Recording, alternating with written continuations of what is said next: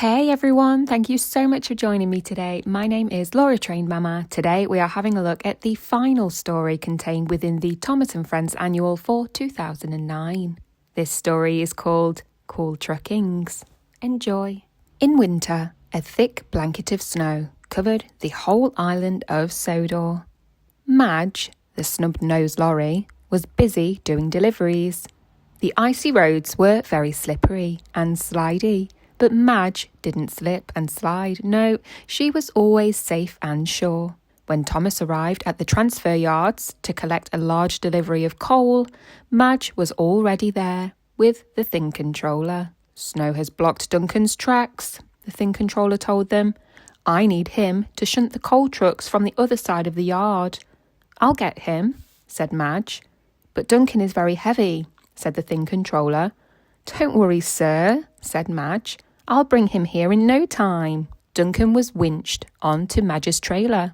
He was very heavy, but Madge was sure she could pull him. She roared and revved and slowly pulled away. Madge drove carefully, being safe and sure. But Duncan teased her. "You always go so slow," he said. "We'll be lucky to get to the transfer yards by tea time." "I do my job safely and on time," said Madge. "But going by road will be dull," puffed Duncan. "Not fast and exciting the way I like it." Suddenly, Madge turned up a narrow mountain road. "I'll show you something fast and exciting," she said. Madge made her wheels skid and snow sprayed up onto the side of the road. "Wow," said Duncan. "Do it again." Madge sprayed snow all along the road. Then she sprayed the trees and the bushes and even a policeman. "Sorry," said Madge. Madge and Duncan were having so much fun that they forgot all about getting to the transfer yards, where Thomas and the thing controller were waiting with the coal trucks. Madge took Duncan to the top of a hill, then raced down it. She slid around corners and skidded over bumps. But halfway down the hill, there was a very sharp turn, and the road was very icy. "Watch out!" puffed Duncan. "Oh no!" gasped Madge. She braked hard, but it was too late. She slipped and spun around, then crashed into a bank of snow.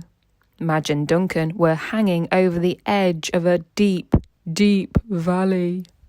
"Bust my boiler!" cried Duncan. "What am I going to do?" said Madge.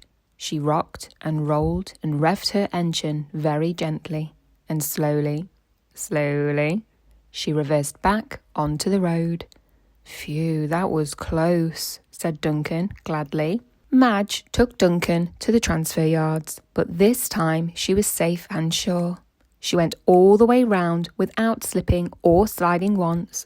Soon, Duncan was back on the rails, shunting trucks into place. He was glad to have had a lucky escape. That night, Madge went to the engine sheds. Duncan told the other engines about his trip with Madge. "The roads really are as much fun as the rails," he said.